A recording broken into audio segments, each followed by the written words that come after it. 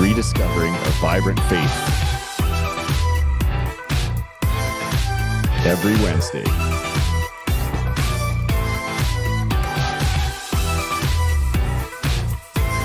Taking your questions each week.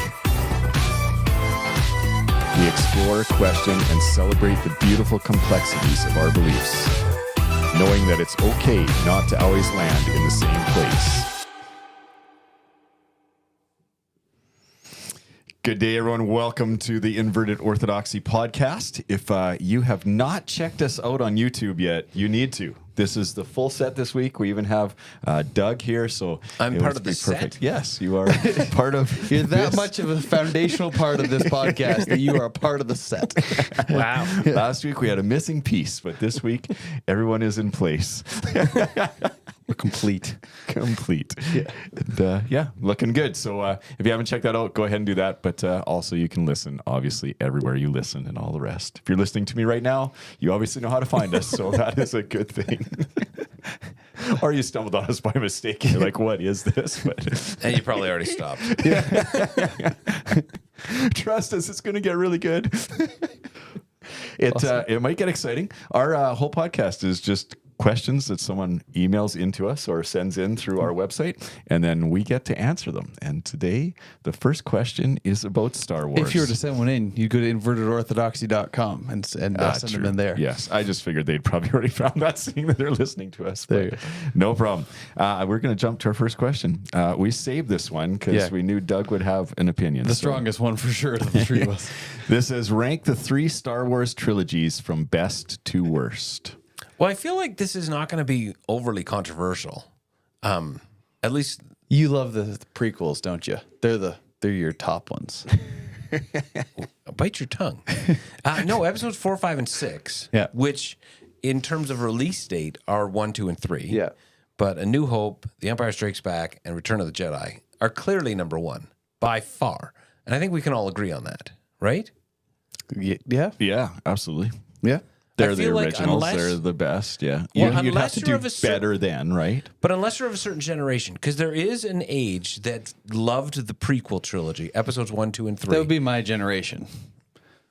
And so because- you're not there, though? I'm not. Because I went back and I used to when I was a kid, I would have been like, these are way better because Jar Jar Binks is funny. And now that I've rewatched them as adult, I'm like, these are the worst because Jar Jar Binks is funny.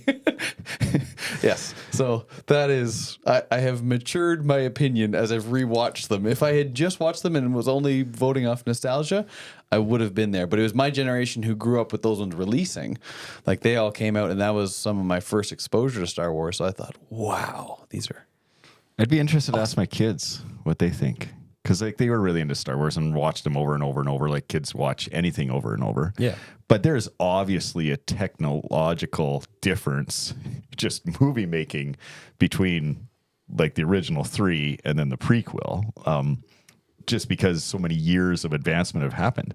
But for me personally, and I'll ask you this, Doug, I always thought it was weird that like it even seemed like they were like the movies or the characters themselves were more equipped and had more technology and even used the Force more in the first, like in the prequel than they did the original. So from like not a, I guess like fan that's totally invested, Right. I could be of the thing of like, what happened? How Because the come special effects was better by how come then. they lost all that ability? So that actually, so for the prequels, it's not so bad because in the prequels, you have the establishment of the Jedi Council. I You guess, have yeah. people who are being trained as Jedi from an early age. When you get into the original, you have Obi-Wan, who's the only remaining Jedi once, well, I guess he dies Yoda in episode 5, but in episode 4, the only Jedi is Obi-Wan, who has just begun Luke's training. So it makes some sense totally. that there would They're be literally a more, rebel force, like They've kind of lost ground level something, organic right? thing. Some people don't know who the Jedi are in episode 4. Like Yeah. Han Solo, what is the Force? Right? So it makes sense to me that there would be some loss of that. But I think at the same time, certainly over the course of time, you have seen the Force gain abilities that I don't think were ever in anyone's mind when the first trilogy was released. Right. I think specifically of episode 8, when Princess Leia gets blasted out into space and survives and then uses the Force to just bring herself back into the spaceship. And I'm Right. like, she's using the Force to stay alive in outer space. Like, come on. And then you have healing abilities in episode 9 that there's no record of at all. So I certainly think as a movie writer, Yep. it's always easy to, if you've got this tool, Yep. to have that tool get used in more and more varied ways Yeah. over the course of time. And so I think that's understandable. But from the prequels to episode 4, 5, and 6, I can see that there wouldn't be as much use of the Force. Yep, that's fair. So you rank 4, 5, 6 as your top priority. What's the next? So for me, it would be 7, 8, and 9. Okay. I'd be in line with you there. And I really liked 7, 8, and 9. I know there's people who are very split on episode 8 and episode 9. So people who like 8 and hate 9, Right. didn't like 8, love 9. And I felt like there was no winning with those. Of the 3, I didn't like episode 8 the most. Right. I just felt like it was really outside of the box. But then it was very disjointed from where episode 9 ended up. But I think, and this is just my personal opinion, that the result of that was because of Carrie Fisher's death. Right. So if you think about it, episode 7 really focused on Han Solo. Yep. Episode 8 really focused on Luke Skywalker. Yep. And I think episode 9 would have focused on Princess Leia had Carrie Fisher not died. Yeah. But then they had to change that. I think episode 8 also was pretty controversial and wasn't as well received and didn't make as much money. So they tweaked it to try and do some fan appeasement, which you've got a massive corporation that's ultimately there to make money. As much as fans might not like that, Disney did not, spend billions of dollars to acquire Star Wars to appease people. They did it to For the make kindness money. of their heart. Yeah. And so, but I think that you have Han Solo return in episode 9 as a ghost. I think that was originally supposed to be Carrie Fisher, Right. who has that moment with Kylo Ren. And so I think that some things in response to episode 8, and I think some things just the realities of life in the middle of movie making probably caused episode 9 to be not maybe exactly what they were It was thinking. just early enough, too, that they couldn't have used AI now with all the deep fake technology that they could have put Carrie Fisher in. It was really, really bad timing. They did did a little use bit that in there, yeah. I know they did it in 1, but they could have done it more consistently One. in a much wider use Yes. if they had that tech available. But time-wise, in real life, it was kind of in between of where they lost Carrie and didn't have the AI tech to be able to do that yet. That would be a good use of deep fakes that I'd be thumbs up for. But I think there's a lot of moral questions surrounding that as well that Yes. certainly have not been answered. Hence all the debate about that within the film industry. Yeah, as well as now Yeah. that you've got on the other side of that writer strike last year, you've Yes. got some union issues Obligations, you'd have to be able to work out as well. So I go 7, 8, 9. Okay. Which I'm not saying you have to. Yeah. And then my least favorite would be the prequels, Yeah. 1 to 3, and not for the same reasons as everybody else. There were just things about it that, for me, I like 4, 5, and 6. I'm the only one maybe on this of the three of us who was old enough to go to episode 4 in the theater when it came out. I went to a re-release. I was going to ask you if you saw them in the theater. In the drive-in, yes. Nice. No way. That's cool. We went to the drive-in. I remember we saw it multiple times that summer. Like, it took over everything. And I'm old enough to remember that was like the summer of Star Wars. Yeah. We saw it in the theater, but I will always remember going to the drive-in. We were parked on the side of the road because it was... Like, the drive-in wasn't open, and people were just parked on the side of the road waiting for it to open to get in because it was going to be filled with people watching Star Wars. And there was another movie on first, and I don't know what it was, but my parents decided that it was inappropriate. Right. So theaters all had double features. So we had to spend the entire first movie staring out the back window of our car so that we could watch Star Wars for the second movie. While my parents, I believe, still watched the first movie. So it was a little weird. But we literally spent half the time staring out the back window, just goofing around. Awesome. Because we weren't allowed to watch whatever the first movie was. So there's a lot of What year is that? What year is? 77 or 78. Yeah. Okay. I want to say 77, but I could be wrong. But I was old enough that I do remember it. Yeah. And I still remember it. Cool. So I don't think anyone would ever touch that. But for me, when the prequels came out, there were some things that just set me off on the wrong foot. There's the fact that in episode 4, Obi-Wan says to Luke, when I met your father, he was one of the best pilots in the entire galaxy. But then you have episode 1 where he meets his father and his father's a child. Yes. And it's like, no. And the other thing that really bothered me was if you knew Star Wars at all, you knew that it was Emperor Palpatine. Yeah. Even though his name is never really said in the original trilogy. Yeah. And you start episode 1 with this who is the Sith. Meanwhile, you've got Senator Palpatine, and I'm like I remember going to the theater, and I was like, well, that's the Emperor because it's Palpatine. There was no mystery at all. Now, Laura Lee, who liked Star Wars but never got into the mythology and didn't have as much memory of it. Yeah.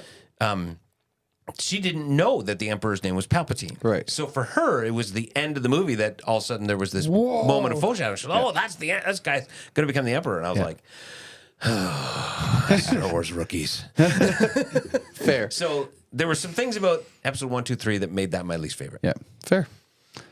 I'll say my orderings are the same with much less thought. Well, I will just give special mention. I loved Rogue One. I thought they did such a good job with that one. That one I really like. So I would like Rogue One better than the prequels on its own. It would Rogue rank One far was higher fantastic. than the prequels on its own, even though it's not a trilogy. Yes. Yep. The fact that Disney was bold enough to let all those people die, spoiler alert, but if you haven't seen it, too bad. It came out like 15 years ago. Was amazing. 15 years, but maybe like 7 or 8 years. No, it was more than that. I think the 5-year window is where we can break spoilers for sure. But I love If you haven't good seen a either big way. movie in 5 years, it's okay for us to spoil it. and I loved the ending with Darth Vader. Yeah. And the way they tied It that was in and so brought it well. right Yeah. into the beginning of episode 4. Yeah, It that was one so was amazing. just really, really well done. Yeah. Yeah. Yeah, I agree. Cool. I'd be the same. I'm not as deeply invested.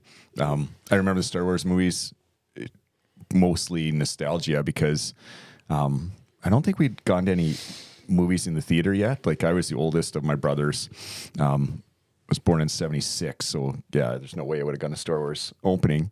But we got a VCR in the early 80s, and then that was just like it was on. We rented movies all the time, and my dad loved watching them and showing them to us. And we watched all the Star Wars. And then we bought them so we could just watch them and watch Over and them. over again. Yeah, and then when they brought out the prequels, I'm a loyalist, so I was like, this isn't Star Wars. This is dumb. Like whatever you're trying to do now is not good, right? But and now I'm a movie lover. I just love movies. So the last 3 have been enjoyable. Like I can sit, eat my popcorn, hold my wife's hand, and just enjoy those movies. So yes. Yes. I was not a loyalist in that I went into the prequels wanting to like them. Yep. But they didn't do it for me. Right. But I also, and I'll admit, I'd read a lot of the books, the prequel books, Right. and that had come out. I'd read a lot of the post books, but before episode 7, 8, 9 came out, they said all of those books are no longer canon. So they had the right to do whatever they wanted. Right. But I had a bunch of expectations of episode 1, 2, and 3 because of some of the reading I'd done that I had my own agenda for the movie that I wanted that I would have made had I been able to make that movie. Would they have all died? It would be really hard to have follow-up movies if they all died in Doug's I'm version. just wondering. The last time we had a question about Doug writing a movie, it was horrible. It was not horrible. It was. There were multiple ones, and one of them had a happy ending. That's true. That's true. This is true. 50% of them, everybody died. 50% of the time, everybody dies. I had my own ideas of what I wanted those movies to be. I recognize that. And they could not have lived up to that because I wanted them to be what I'd wanted them to be. Yeah, absolutely. Fair. So Cool. Yeah, I just movies in general. I stopped watching trailers for movies years ago, unless I want to know maybe what it's about, because I just feel like they build up expectations, and I go to the movie and I'm like, that's terrible. Like, the movie never lives up to the trailer. So the worst part for trailers is that how often you can predict the ending of the movie based on the trailer. Yeah. There's been numerous times that I've said to Laura Lee before I go to a movie, if this is the ending of the movie, If I can, from the trailer, say this is how the movie will conclude, Yeah. I leave very frustrated. I want a trailer that gets me excited about the movie, but gives me no details. I don't know if you remember the first American Godzilla that came out in 2015-ish. Not the Matthew Broderick one, because that movie doesn't even exist. That was garbage. But of the new Godzilla one, the trailer was amazing. It was a bunch of random shots of different things that you had no idea how they were going to fit in together into a cohesive movie. And that I always think of that as the best trailer that I remember ever seeing, because it piqued your curiosity without telling you what the story was going to be. Right. Yeah. What was the Apple one that they just did that was tied into Godzilla? Because the trailer for that one was the same. The Monarch Legacy of Monsters. Yeah. That one, like, I have no idea what's going on in this whole thing. So that was a really good trailer too. Which is what I a agree with trailer should be. But Yes. too often now they give you the whole plot, and you. Or often the best parts of the movie, Yeah, like the the best funniest jokes. parts. You're like, Yes. great, I know everything now. Yeah, you're like, and if you're paying attention, you can see, and I will do it. I will say to Lord, like, if the movie ends this way, Yep. I'll be really frustrated. Yep. And sometimes that happens, and I just drives me crazy. Fair. all right. So moving away from movies, There's a you big can shift. ask any question you want on this podcast, but it is called Inverted Orthodoxy. So So you try to talk about theology sometimes. we'll get to some theology here. This question came in. It says, you guys talk about and promote the Message translation by Eugene Peterson a lot. That is true. I totally disagree that it is a reliable translation of the Bible. I wouldn't consider it a translation at all, actually.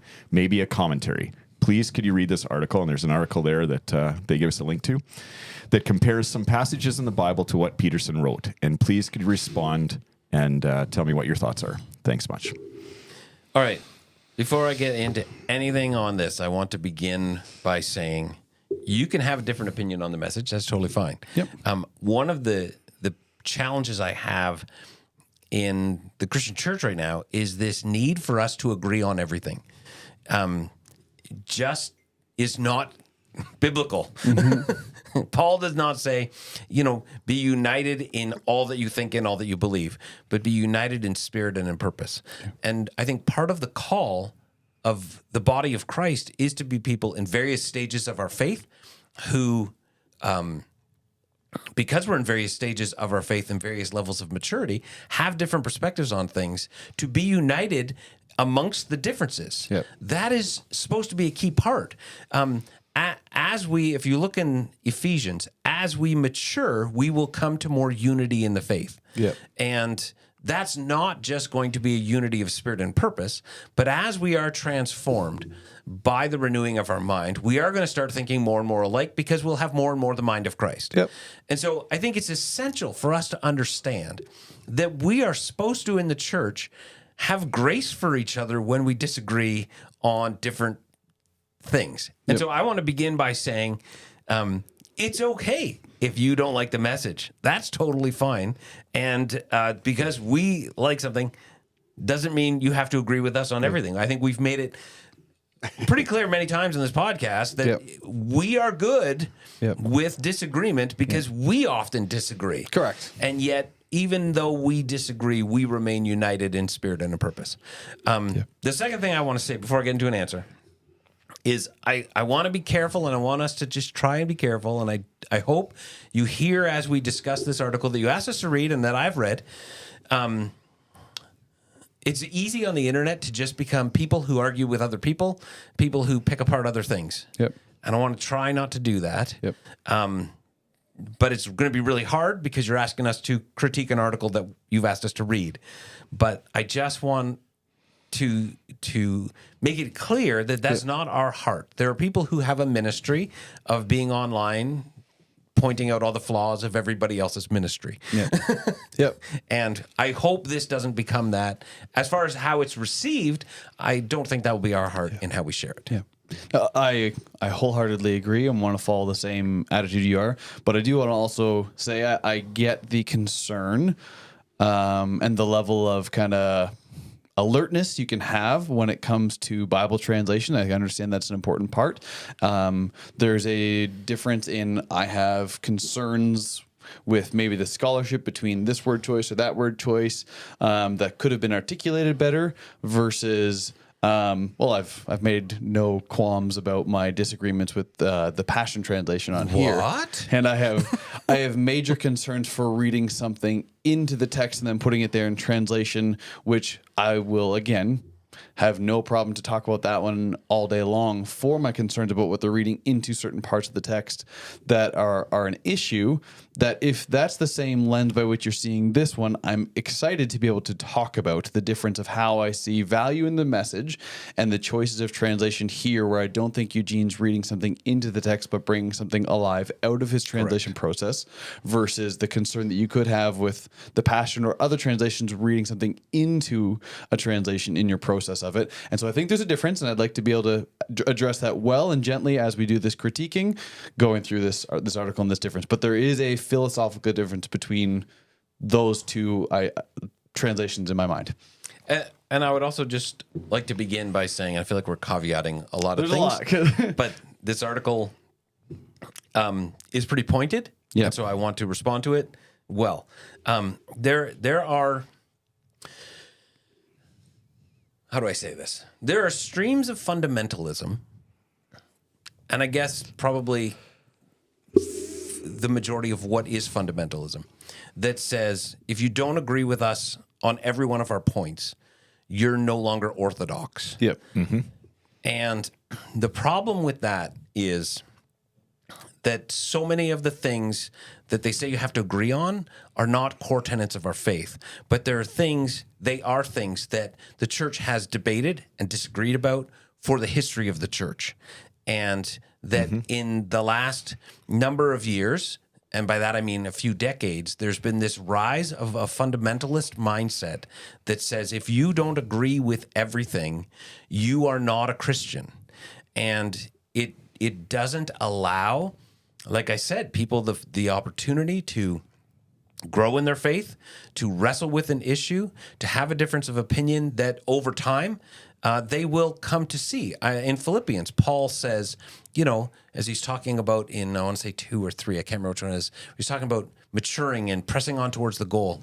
He says, all of you who are mature will think the same way as me.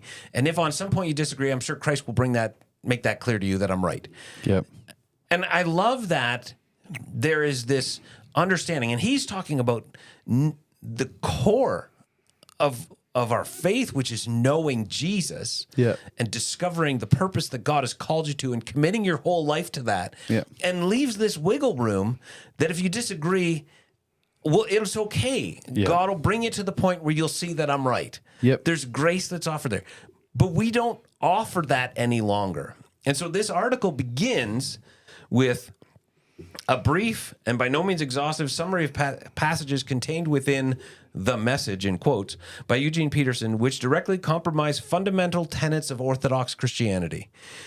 We're in the subheading of the article, and I'm already got a problem. That these are not fundamental tenets of Orthodox Christianity. That is not true and hasn't been true for 2,000 years up until 20 years ago, where this one branch of the church decided they are the arbiters of truth and the sole ones who know all things right. And if you disagree with them, you are just wrong and there's no room for discussion. So caveats aside, should we get in? Yeah, well, I felt like I got in just by saying that, like the subtitle. Yes. Like I start with the subtitle and I'm like, come on. Come on. But this is the nature of this fundamentalist mindset that is so focused on you have to agree with every one of these, everything that we say, or you're not orthodox. Orthodox means right beliefs. There's orthodoxy and orthopraxy. Orthodoxy, right beliefs. Orthopraxy, right practices. And we have made to be orthodox used to be the Apostles' Creed or the Nicene Creed. Now it is like a book that's way bigger than the Bible. Whatever 50-page statement that my church happens to align with, and if you don't grab every single item of that in perfect Or a succession, 700-page systematic theology I was going to textbook. say, there's textbooks over there that don't agree with each other. yeah, Yes. That are bigger than the Bible. And that that are its sitting core on that shelf has right always there. been the Yeah. church. Yeah. Is the church is supposed to be people who don't always agree. And when the church has functioned well, there's been the ability for us to agree to disagree, Yep. but to love Jesus and love each other Yes. and remain united in spirit and purpose in the midst of that. yes. Well, even just know theologically, to just play off even the English language of that a bit, to call out somebody who's Orthodox. Most people who will call somebody out on not being Orthodox, little o, would fundamentally already call out the big O Orthodox Church and say they're heretics and they're not Orthodox, when they're literally defined as they are the Eastern Orthodox Church, and capital O to identify there. So just, yes, we like to toss those titles. And to say someone is not Orthodox Yeah. is to say they're a heretic. Correct. Now, in the history of this podcast, I've thrown that word around. Yeah. Mostly at you, Kyle. Yeah. when you've said things that I've disagreed with, Yeah. jokingly saying Correct. you're a heretic. But to say someone's not Orthodox is to use the word heretic Yep. in its original form, Yep. which is to say you're not a true Christian. Yeah. That's Correct. That's what you're actually saying. Yeah. Right? So it's one thing to say it in jest, Yeah. to joke around with it. And we've used it lightly here only in a comedic use Yes. and hyperbolic use of how frequently it's tossed around in culture. Yes. And that's why we've done that. We've even pulled back intentionally about that, but all those things that has been used to poke fun at how much that word has been thrown around in the wider Christian culture and conversation in the West today. And so this article is beginning by saying that the message is heretical. Yep. Which I 100% disagree with. But let's get into it a little bit. Yeah. Matthew 6:9. He's talking about the Message's version of the Lord's Prayer from the Sermon on the Mount. Yep. And he includes the New American Standard Version, the King James, the NIV, and then the Message. That's how this whole article is Correct. done. We can make sure to put this in the show notes, this link, and so it's already in the show notes. So if you're watching or listening and you want to follow along, this article is there for you to be able to follow along, so we don't have to describe it the whole way through. I wasn't going to, but I was just going to yeah. provide this. So what he's doing is he's providing this verse in these four different contexts. This verse is probably pretty well known from the Sermon on the Mount, Yeah. which is the beginning of the Lord's Prayer. Yep. And so the New American Standard, the King James, and the NIV all begin with "Our Father in heaven, hallowed be your name," or some variation of that. The Message begins with this: "Our Father in heaven, reveal who you are." Yes. And Kyle, I'll let you begin with this one. We've talked about that, but you and I both have the same perspective on this particular. I think we're going to have pretty similar perspectives on most of them, but yes, absolutely on this one. And so what I will say, even just to, I think, caveat, or not caveat, but preface a number of these conversations, is what Eugene, I think, is intending to do, as all of us have read a little bit of his work. I think Doug and I probably have read, if not the majority, probably most of what is in print at this point of Eugene's work. And his intention with this whole translation is to shake loose our familiarity with certain language that has become very religious and habitual. And so he uses English words to bring out the exact same idea and allow it to become fresh, because he's shifted it from our normal habits. And so when the other translations have picked "hallowed be your name," a more kind of formal use might be "would your name be honored and held safe." And so what I think Eugene is intending to do in this "reveal who you are" is for me to hallow or honor something, I have to understand the greatness of that person. And so it is an active term. Would your name be treated as something? And then in doing so, it's because I've come to understand it. I will respect somebody more when I understand who they are, and therefore why I want to respect them, because I see them and understand them to be great for whatever reason.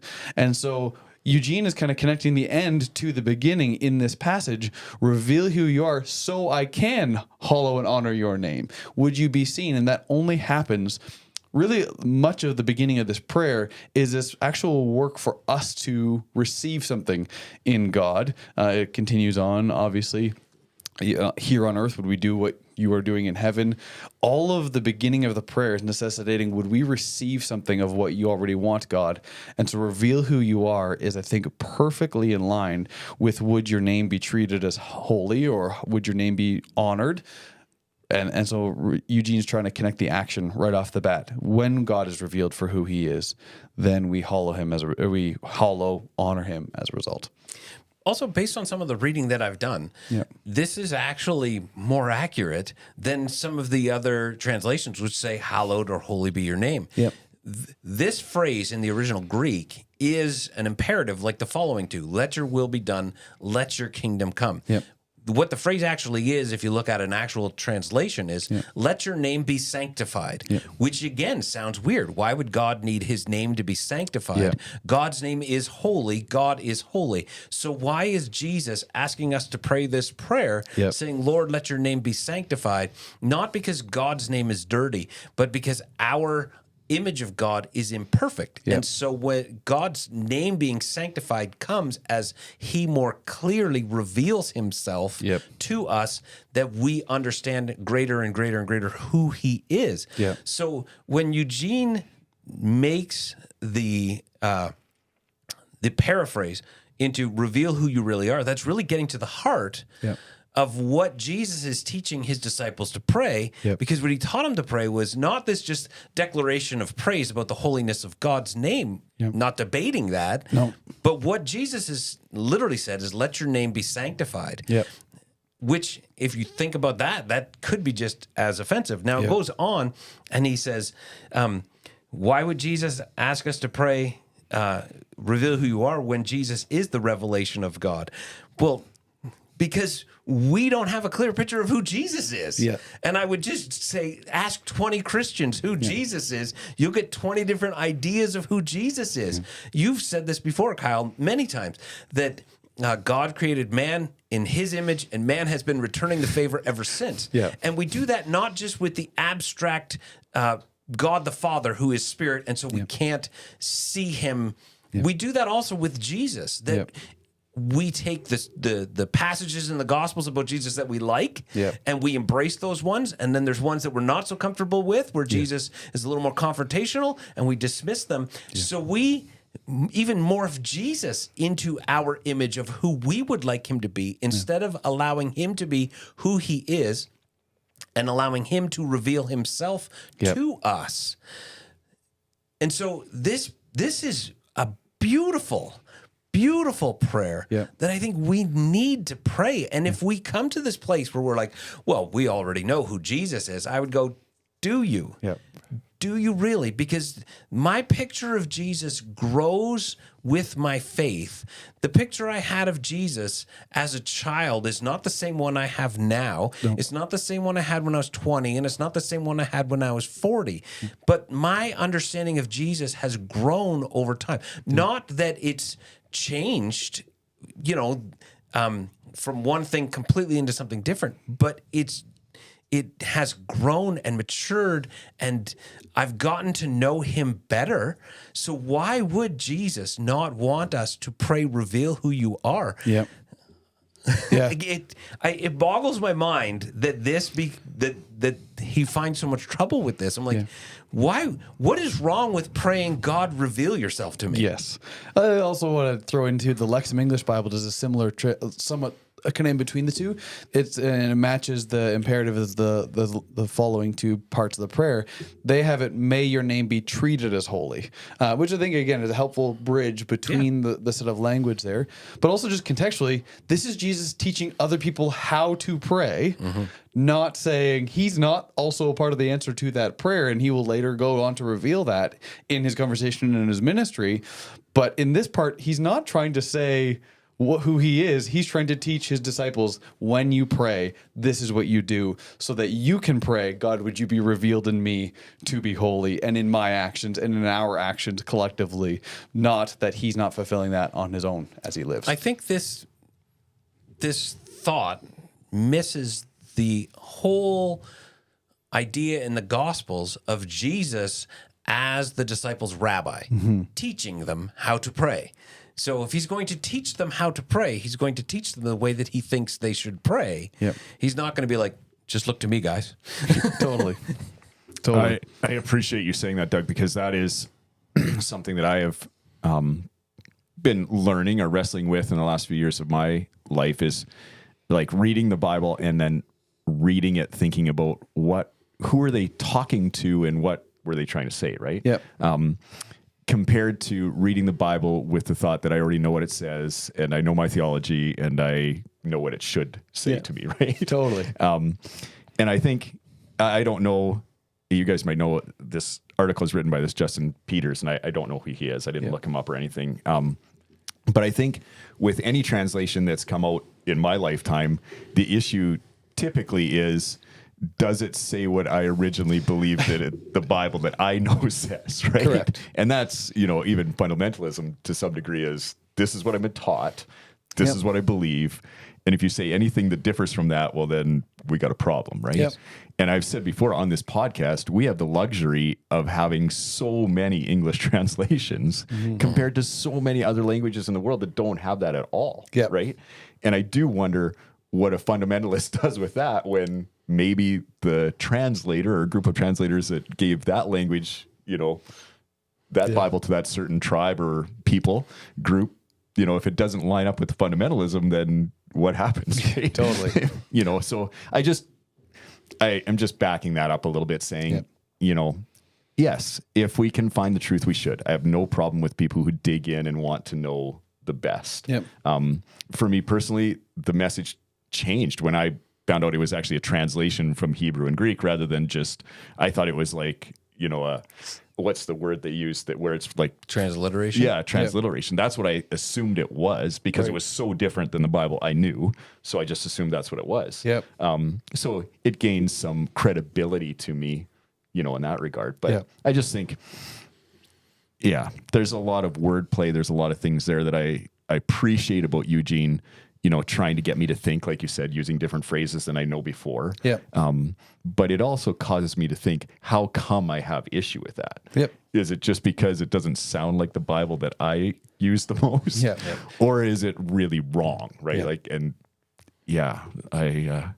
more I've read the message, and I've been trying to read right through it for that reason, I want to know it. I don't find it very wrong as much as maybe just challenging the things that I want it to say.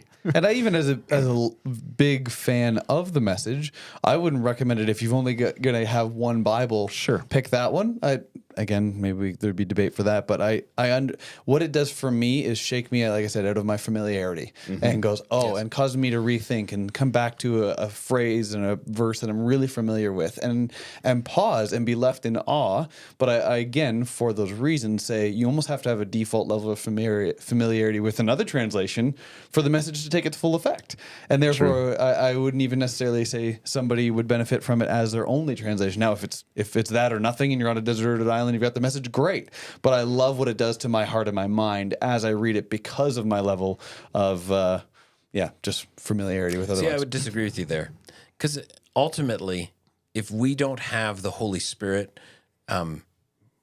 illuminating the Scripture and leading us into truth, it doesn't matter what version of the Bible we have. I agree with that. And this is, I think, part of the problem is, and I got to be careful how I say this because I don't want to offend people, but we have made the Bible something that we don't need God for. Right.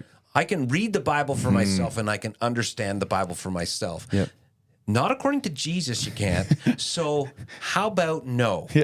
So let's just be honest. Jesus said it is the Spirit who will guide you into truth. It is the Spirit who will teach you all things and remind you of the things that you have learned. And then the Spirit helped write the Bible down so we don't have to rely on him every day, Doug. But this is my point, is that we've taken these words of Jesus and we dismissed them and we're like, I've got the Bible, I don't need God.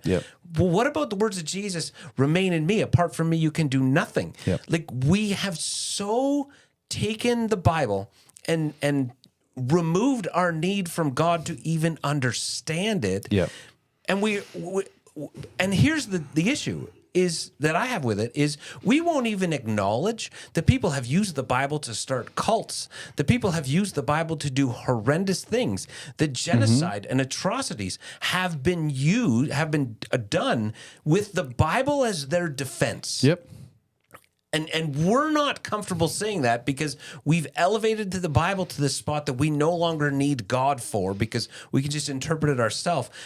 And we just ignore all the places that people have taken the Bible on their own and gone somewhere with it that it was never meant to go and not had the Holy Spirit leading them into truth using Scripture to do that. Yep. That we just won't even acknowledge that. And we pretend that it's something that it's not. Yep. And we put it in a role that it was never meant to have. Yep.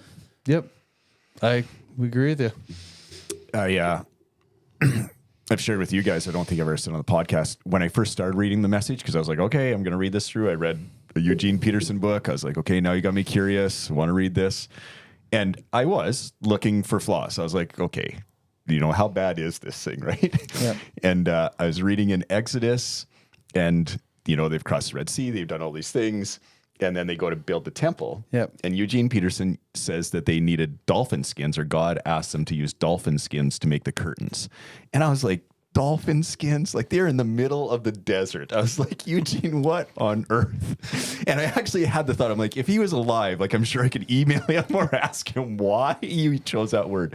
But then I thought, well, Google's a wonderful thing. So I Googled it. Why did Eugene use the word dolphins? The first article comes up and says right away, the word nobody knows. Like all the Bibles kind of use different words, or they've kind of settled on one because no one knows what that animal originally is in Hebrew. Yeah. And then the article says it's interesting you're reading this article because you have a problem with there being dolphins in the desert, although you've just read that they crossed the Red Sea on dry land and have no issue at all. And I started to laugh, and I will remember that for the rest of my life because it got right to my soul. I was like, that's right. God can provide dry land across the Red Sea, but he cannot put dolphins in the desert, right? That's awesome. So I was challenged right away, early in reading the Old Testament. Yeah. In Eugene Peterson going, hang on, like, why do I believe the things I do? And, and can the language, as you say, Kyle, challenge me to think, what is God actually saying to me rather than what do I believe God or I want to dictate to myself that God is saying to me, right? Yep. And I'm not discounting the importance of a good translation. Yep. I think that it's important that we have good translations. Yep. I think it's a wonderful blessing that we have multiple translations. Yep. But I do think we need to make sure that we don't put the Bible in a place that it was never meant to be. Yep. And we cannot assume we don't need God because we have the Bible. Yep. All right, let's move on. Okay. Jumping into the next one The then. next one, John 10:30. Yep. Where again, pretty famous, pretty well-known passage. I and the Father are NASB, one. the King James, and the NIV all say, "I and the Father are one." Yep. The Message, "I and the Father are one heart and mind." Yep. Which Justin Peters doesn't like because he says the Message denigrates the uniqueness and deity of Jesus. Yep. Do you want to? You let me start the last one. So I'll take this one, and I will just say, using this verse to defend and as a proof text for the deity of Jesus is terrible. Yes. I'm not debating the deity of Jesus. Please hear me on that. I believe Jesus is God. I believe in the incarnation. I believe in the virgin birth and all of the statements in the Apostles' Creed. So understand that, but 2 chapters later in John 17, Jesus prays that we would be one just as he and the Father are one. Yeah. So if you're using this verse to say that this is proof of Jesus' deity, then you have to, because that's not even 2 chapters later in some other story. Yeah. That's the same conversation of Jesus at the Last Supper, giving the last teaching to his disciples, that you have Jesus saying, you be one just as the Father and I are one. Putting us on deity level. Either we are in Christ now deity as well, which is New Age and heretical. Yep. In the actual proper it. meaning of that term, Yep. or this verse is not one that we can use Correct. to defend the deity of Christ. Yep. Which I love, and that is a perfect use to continue on beyond it. If you're isolating this verse 2 as well, I do think there's a value in distinguishing the heart and mind that helps defend against modalism, another heresy that's been condemned by the church, saying that would have kind of addressed the incarnation of Jesus as just one mode of God being expressed all at the same time. And this actually allows for the separation, which is also a part of classic Trinitarian theology, that yes, Jesus and the Father are one, but also distinct. And so this allows them to have some distinction by being one in heart and mind and purpose, therefore, but not having to be one in the sense where they are separate as well in some sense. And so I don't think there's anything wrong with this being used because, classic Trinitarian theology has to also have some level of separation of the Father and the Son. Unique persons in one Godhead. Correct. So that allows them to have this togetherness as well as the separateness. And so, and especially going on to what Jesus the later prays, I don't think this is at all a home run on Peter's article. Yep. Okay. All right. Then moving on to 1 Timothy 4:1-5, the end of the verse has Paul talking about doctrines of demons, doctrines of devils, or things taught by demons in the first three translations. In the Message, it says, chase after demonic illusions put forth by professional liars. So Peterson, again, famously, at first refused to put in verse markers. He wanted to clump them together. Correct. So it'd be, and I think this is even represented in how Peters cites this, because he says 1 Timothy 4:1-5, but only includes verse 1 in his thing. And so what Peterson did not want to do is be bombarded by the need to defend the verse markers as we've always had them. So if you've got a hard copy of the Message, you'll often see verses 1-3 here. And so Peterson wanted to be able to be more loyal to the Greek and the reading of a section of words versus our English insertion of verse markers. And so when you go then to even another translation of 1 Timothy 4, I'm going to continue verse 1 into 2. Now the Spirit explicitly says, then last time some will depart from the faith, paying attention to deceitful spirits and teachings of demons by the hypocrisy of liars who are searched in their own conscience. And so we're not talking about Timothy being Paul writing to Timothy trying to defend against demons popping up on some Sunday in the church group and being like, hey guys, with my horns here, just to play hyperbolic for a minute, I'm here to teach you something, and people listening to that. It's the implication that there are people then who will be influenced by the kingdom of the darkness of the kingdom of this world, that then the dominion of darkness. Dominion of darkness. It's important that we recognize the darkness is not a kingdom. The darkness is a dominion biblically. There you go. Because there's no king. And so the kingdom of this world, even that's also a phrase, who then have taken those ideas and expressed them.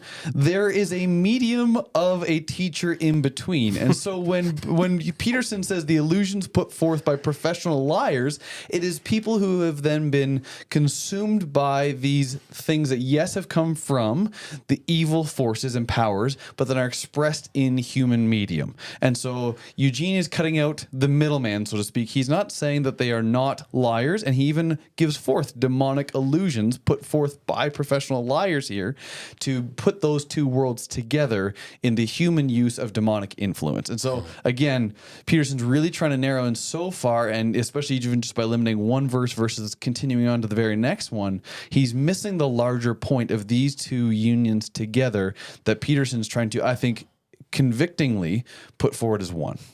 Yeah. And to me, it just like it's the same thing. How do these doctrines of demons get spread if not through a human agent? Correct. So, and Peterson clearly says, chase after demonic illusions put forth by professional liars. He's literally just expressing it in a different way. And I was like, this is just seems like the most nitpicky of all of them. Yes. So, Well, and if you read the article, Justin Peters does say that. He says this is the least worrisome of all the ones that he picks out. So, but is worrisome nonetheless. it is to Justin Peters. But yes.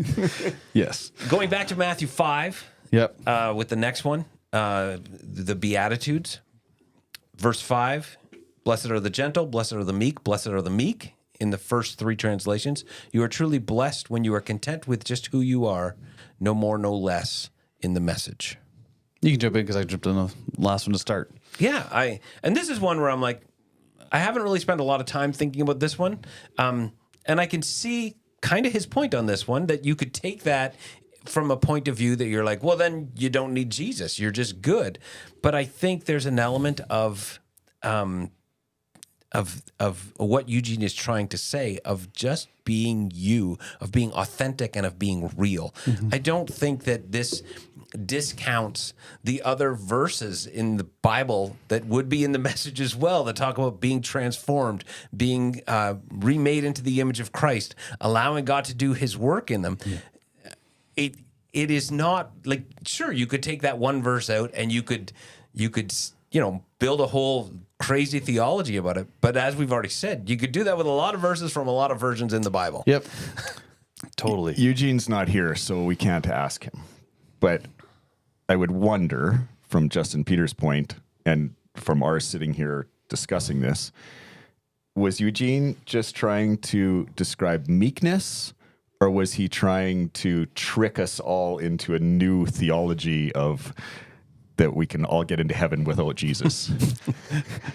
Because I'm going to believe that he's probably just trying to describe the word meek. If you've read any of Eugene, you know he's all about Jesus. Yes. Yeah. So, like that, again, it's just such a non-issue to me. I guess if you're the reader who just flips your Bible open every day and picks your verse, and you read that verse, then yes, you might have a problem with your theology. Well, I think, again, context is so important. Yes. So when Jesus begins, this is the way Matthew has laid it out. This is Jesus' most important teaching. And so when he continues here with these blessed R's, these are, I think, supposed to be heard in contrast in some ways to like what it looks like to live the good life, which then could be quickly contrasted to the Ten Commandments. Like, what does it look like to follow in the way of God? And I think that one, as he's responding with each one of these, he's looking at a ragtag group of people and trying to communicate to them there is already blessing in where you live, versus the scrambling to try to be more that we constantly do. And so when Peterson uses this, the translation I have in front of me said, "Blessed are the meek, because they will inherit the earth." It is be content with what you have and trying to scramble for everything more, because don't worry, in time you will receive all things.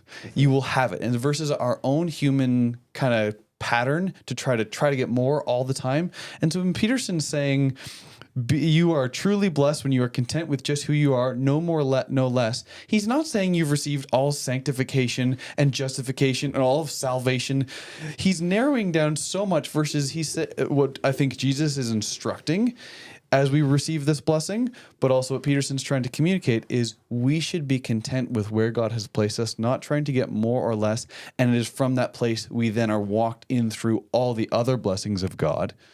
And it is a good place to start and receive blessing here and in this moment, because God meets us here, not somewhere else.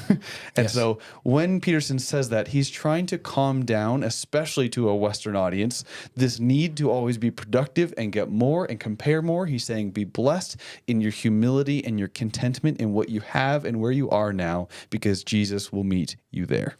I think also he's speaking to the reality of the likelihood of religious people to be inauthentic. Correct. Yeah.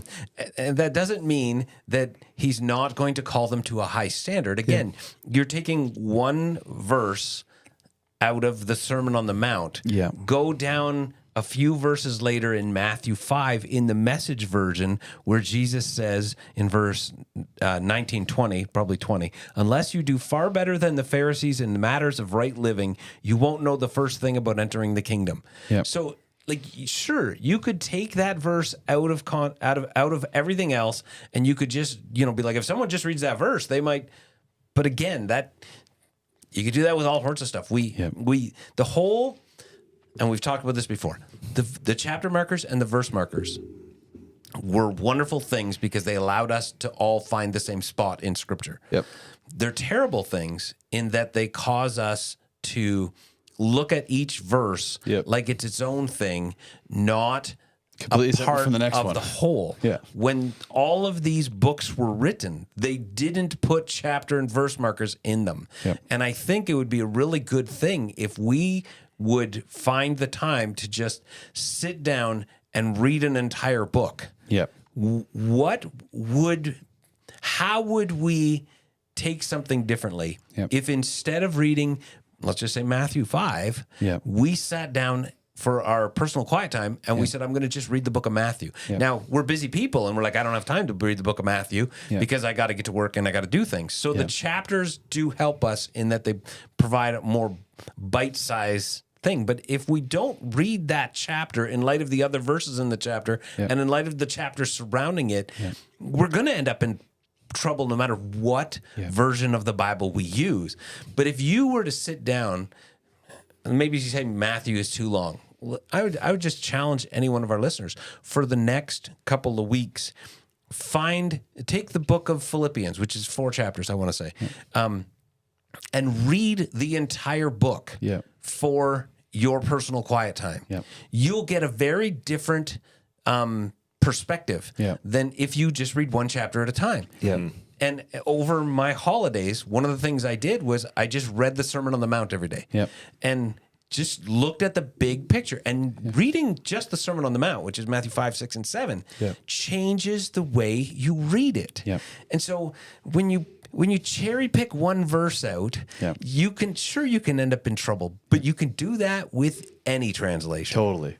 That's what you're gonna play. Well, I was just going to say it's almost funny to me, ridiculous when you say that and you think about what this article is doing and how we're reading it and how we're trying to, I guess, debate it. That you've already mentioned that, fundamentalists or a lot of people, whether they call themselves fundamentalists or not, Christians, place the Bible on such a high level, right? We don't even need God to translate it or interpret it for us anymore because we have the Bible. We already said that. And then at the same time, we say, well, you can't just take one verse out of context. And yet that's what the article seems to be pointing at is, hang on, this verse says you're the same person who says the value of the Bible is so high. Like it seems a little ridiculous to me. I don't think we got time to get through the rest of this article. We'll have Not to today. start We'll have to continue next week. by doing that. And so we will continue next week. Before we wrap this one up, I'm just going to comment too, though, like isolating this verse, even how Peterson has commented in this article is Has commented. Peter, sorry, not Peterson. Peterson. This is hard to keep straight. Yes. If you isolate this verse in all those other translations, his argument is just as kind of pointed towards the other ones, like blessed are the meek for they shall inherit the earth. Well, you shouldn't be meek whether you're an agnostic and all the other things he lists, because you're not blessed unless you have Jesus, is kind of what I see his argument to kind of be. And it's, if you isolate that verse, anybody who's meek, who's an agnostic or a Hindu, they'll inherit their earth too, right? I'm like, you can't just isolate that there and go with it. But I think there's also something important to say. You have to be, no matter where you are, content with where Jesus has placed you in order for any change, whether that be away from sin as he's isolated or towards Jesus. I have to see, and not necessarily contentment in the sense of like, I'm good here, but I have to recognize and be thankful for where I am and who I am at this moment for there to be any change. I've often talked like, I love my wife, but I love her, so I help her become more of who she wants to be and my support of her as a partner. That doesn't mean my love's conditional or only isolated for where she's at, but out of my love for her, I want to see her grow into more of who she wants to become. And the same for, I think, what Jesus is saying here. I want to be content with who I am now, because I'm not scrambling and living myself and in my head everywhere else in the future or in the past of who I used to be. But instead, I recognize who I am now so that Jesus can work in me and through me into more. And that's how he blesses us. So there's a whole bunch. But I think as well, you're not going to even allow the work of the Holy Spirit, the work of Jesus to take place in your life until you get to the place where you are content. Because you're going to be too busy trying to be somebody else. And God can't work on, God's not interested in working on your mask. He wants to work on your heart. Correct. All right. With all that good stuff, we'll wrap up for today. As always, we encourage you, visit invertedorthodoxy.com. Send us your questions. There's lots of links and spaces you can click and send us your questions. We'd love to hear them. Obviously, this question is a little longer than some of the other ones we do, but we still need your questions to keep doing what we do. And we will see you guys next week. Have a good week.